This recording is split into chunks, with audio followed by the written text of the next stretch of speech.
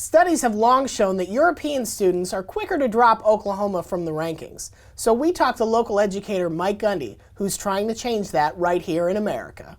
And on a somber note, we sit down with Missouri head coach Gary Pinkel, who eulogizes his friend and mentor, Rush Yards. In the arms of an angel. It's time to wake up, college football!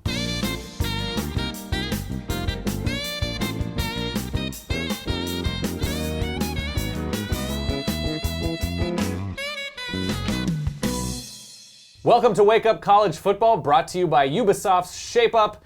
It is the end of the regular season, and we should note that we are recording this before the playoff is announced, so we're focusing on the games of championship week. So it's fine if we're totally wrong Super about duper everything. wrong. Yeah. That's the disclaimer, and also Wisconsin, not so much with the win against Ohio State. Pretty wrong, Wisconsin. Pretty wrong, and the 90s are here to tell you exactly, oh, loser. Do not have a cow, man. Do eat this person's short pants. Eat these shorts. All right, what was your awesome thing? Also cowbunga. Ooh, Sorry. What was your awesome thing of championship weekend?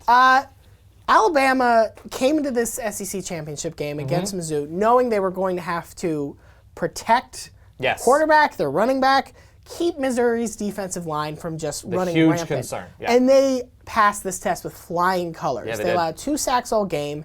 They give the running game all kinds of space. Blake Sims has time to make decisions in the pocket.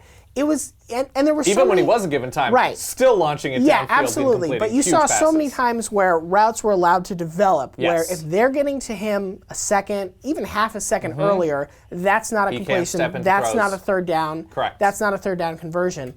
And this was an offensive line has been a spot for Alabama that historically has been very strong. Yeah. This year has been more up and down. Correct. The fact that they were able to have such a good performance at the end of the year says very good things about this team Yep. heading into the postseason. Scary as hell against a very good defense. Mine is not a dissimilar thing with Florida State and their performance against Georgia Tech in the ACC championship game.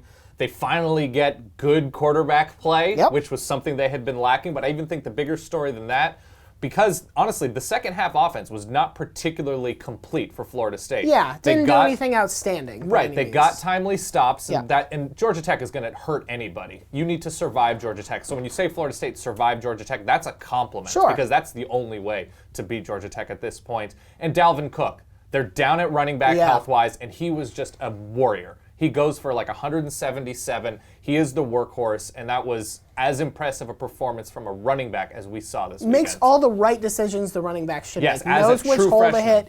Ran a couple of good pass routes for Mm-hmm. them. Was just it's impressive because they've taken. I think this was the first game they actually started him at running back. Yeah. And he answered the call so well. Scary so as hell. well. All right, what were you not expecting out of championship weekend? So I don't think it's surprising that Ohio State beat Wisconsin. It's certainly surprising that they beat them as were badly as underdogs, they yeah. did. Yeah.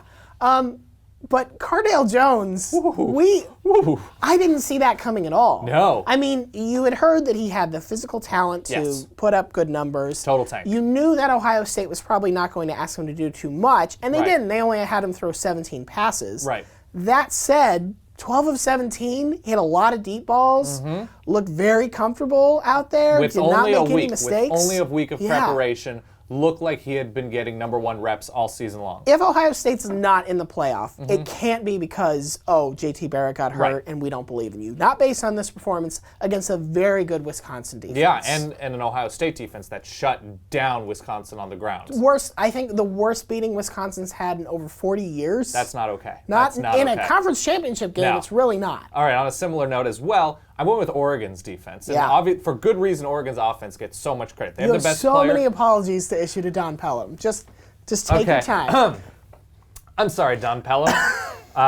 The Oregon defense improved measurably or immeasurably, whatever the word is, Yeah. all season long, and it culminated in a ridiculous performance against Arizona, who shut down everything through the air Yeah. and everything on the ground. New Solomon did not look happy in the first half of He that did game. not look. Nick Wilson could not get anything. He was like 2 yards per Yeah. carry. He wasn't rushing as far as it was from my hand to that camera. Well, And they have no idea how far that is. it's a good distance This is a away. huge studio. This is enormous.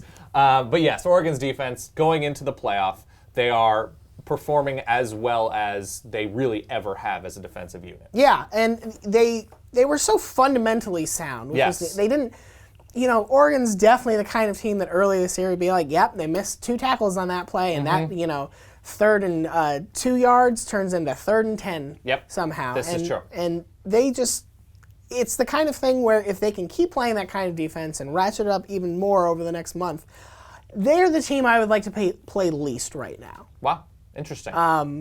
Just because if they can play that kind of defense can win in a number of ways. and you have to put up, I don't know, 40 points? Yeah. That doesn't sound That's tough. Before we go any further, let's check in with Nathan Seichert, our health and fitness correspondent. Thanks, guys. Now, how many times have you tried to exercise but found the experience to be dull and monotonous? Well, why not get the adrenaline pumping by adding some friendly competition? Dad? Hello, worldwide internet.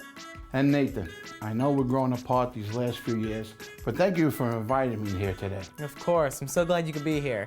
Now, are you ready to go down? Yes, are you ready to go down? Bring it, old man. Let's do it.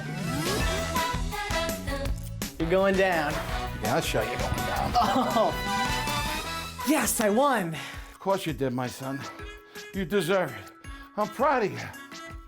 You are? Yes, I am. I love you. I love you, Dad. Oh, I love you, son.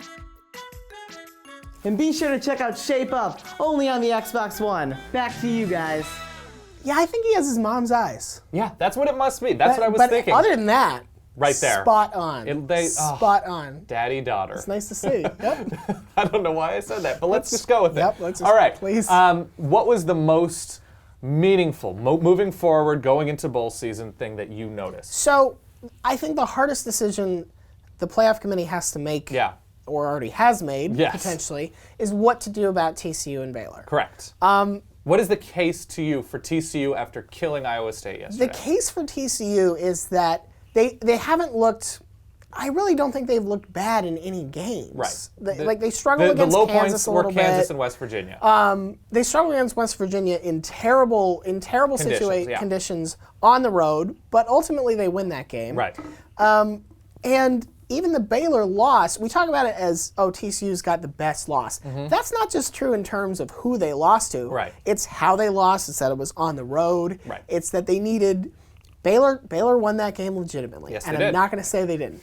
Was there some questionable Big 12 officiating? Yes. On both sides. Yeah, definitely. But it's one of those things where I don't know how. There's nothing TCU did against Iowa State yesterday that makes you say, I don't think they should be 3. Right. If you believe that there's any inertia to this process, which there may not be at all. Who even knows? The case for Baylor is simple. They win the head-to-head. Yep. They look very good. Really? I hadn't heard that. I got a message on my beeper. Do you have a towel? I have a perhaps, Baylor that would- beeper. I should have a towel. I have a moist toilette. How many Waco public schools do you think that's going to be a word problem? Oh, where it's like that should be. Hey, what's 61 minus 58?